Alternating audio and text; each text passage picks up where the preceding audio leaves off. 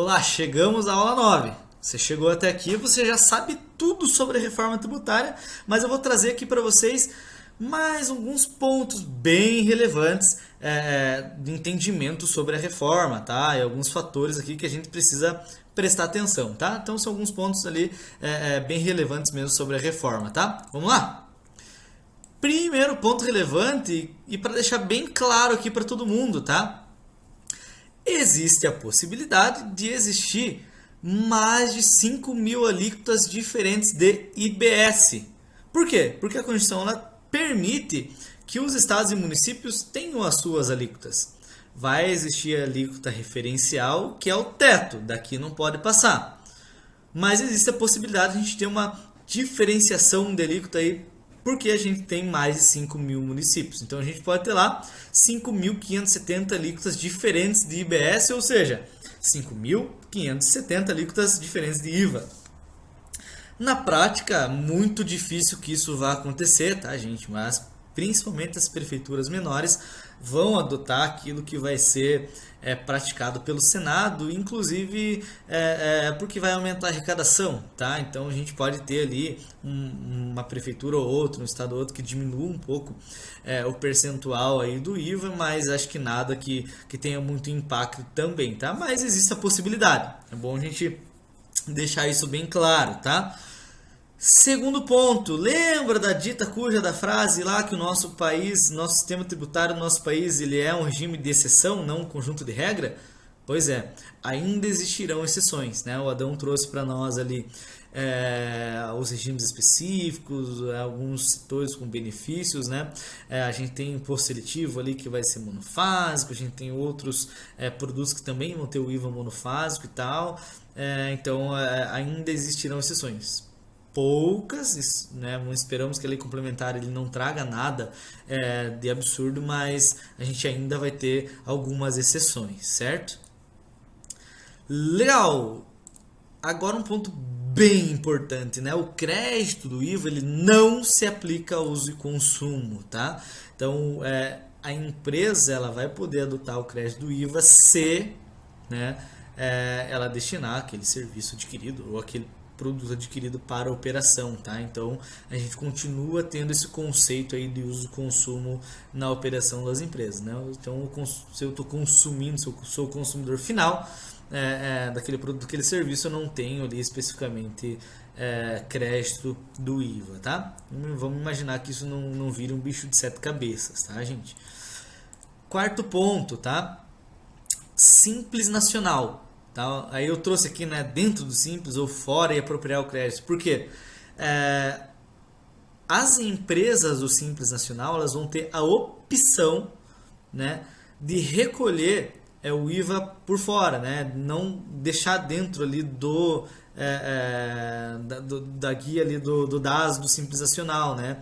Isso vai permitir que as empresas do Simples Nacional possam se planejar nesse sentido, ver o que vale mais a pena, né? Então, se uma empresa tem um grande volume de compra, ela vai poder medir ali, se ela tiver muito crédito de IVA, se vai compensar ou não ela recolher esse tributo por fora do Simples Nacional, tá? Ou por dentro, né, de forma mais até simplificada que o IVA, tá? Então vai ser uma opção das empresas que são optantes pelo Simples Nacional também, né? Vamos lá, próximo ponto. Eu trouxe lá na introdução, né, que é nosso direito constitucional, né, que a observância da simplicidade, né, para o nosso sistema tributário, tá?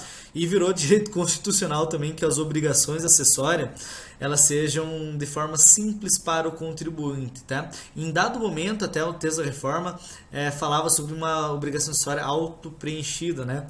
Quando a gente fala de obrigação acessória, gente, né, eu sempre brinco nos treinamentos que eu dou, né? Nota fiscal é obrigação acessória? Todo mundo fala não, né? E tá? A nota fiscal é uma obrigação acessória. Qual que é a obrigação principal? É pagar o imposto, né? A gente está falando de reforma tributária, de futuro, né? Vamos voltar um pouquinho no passado e falar sobre ICMS. Qual que é o fato do gerador de ICMS? É a circulação da mercadoria. Se ela está circulando sem nota, não quer dizer nada. né? A gente tem incidência do imposto, tá? Então, as notas fiscais, os SPEDs aí da vida, né? SPED de contribuição, SPED fiscal. Então, eu não sei como vai chamar, né? Se vai chamar SPED, inclusive, né? A gente fala SPED porque a nota fiscal e, né, o IFD, enfim, as demais obrigações aí são parte do projeto SPED, né? Mas a gente não sabe como vai chamar. A obrigação acessória do IVA ela vai ter que ser de forma simples, tá? Não pode ser um bicho de 7 cabeças como é hoje, tá? Beleza? Então tornou um direito constitucional, né? Que o SPED do IVA seja simples, né? Vamos esperar para a gente ver. Agora, eu falei lá na introdução que a gente tinha notícias sobre a reformulação da tributação sobre a renda, né? Então, a reforma tributária instituiu um prazo de 90 dias para apresentação de um projeto de lei para a reforma da tributação sobre a renda e da folha, tá? De pagamento. Que significa que vai ser aprovado aqui em 90 dias? Não! Tem que ser apresentado um projeto para discussão e tudo mais. Então, dependendo do tempo aí que você está vendo esse curso, pode ser até que a gente já tenha algo mais palpável, né? Então a gente está fazendo agora aqui final de dezembro, começo de janeiro, né, as gravações. A gente não tem nada ainda específico, a gente tem alguns projetos tramitando, mas eu não vou comentar aqui porque a gente tem um prazo curto, pode ser que isso mude no futuro, tá? Então a gente já tem uma perspectiva de alteração na tributação sobre a renda, então isso é bem importante. É claro que a gente vai trazer isso de forma bem didática para vocês, como a gente está fazendo aqui agora no formato também, tá? Mais um ponto, tá, gente? Tomar uma água aqui. Isso eu achei muito interessante e resolvi trazer aqui para vocês. Por quê? A Constituição ela vai instituir a necessidade de um estudo do impacto tributário para a instituição, majoração, alteração do imposto. Eu trouxe aqui bem o texto da lei mesmo, tá? Na prática, gente, o que isso significa, tá?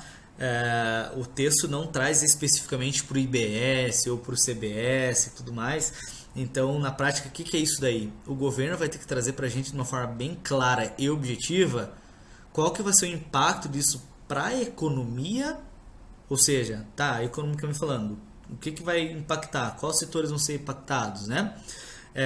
E para o Estado também, olha, eu fazendo um aumento aqui de 2%, eu vou ter um aumento de X reais na arrecadação. Isso virou direito constitucional nosso, tá, gente? Isso é muito importante. Claro, eu não vou entrar nessa discussão aqui, né, se a Constituição é respeitada ou não no nosso país. Você deve ter sua opinião aí do outro lado, né? Mas se isso for respeitado na prática, o que isso pode acontecer, né?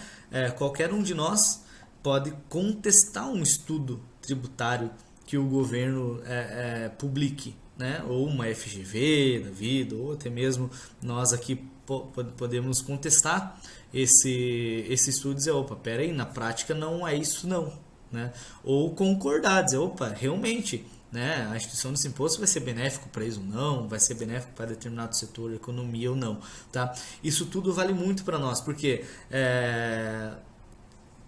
na prática é muito forte a palavra tira o poder do governo, né? Porque o governo tem o poder de legislar, mas ele entrega mais mecanismos para nós como sociedade de entender o motivo daquela tributação e até questionar, né? E a gente precisa questionar como contribuinte, tá? Isso é muito positivo, por quê?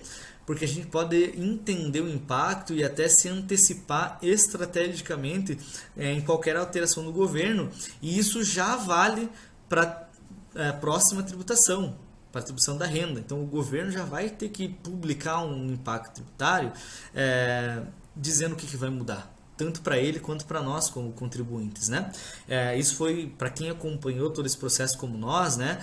Isso foi um motivo até de briga entre ali o Senado, a Câmara, né? O Senado exigiu, o Senado foi bem mais técnico que a Câmara nesse sentido, exigiu a divulgação de estudos de impacto tributário, né? Então, vai ser bem positivo para nós, tá?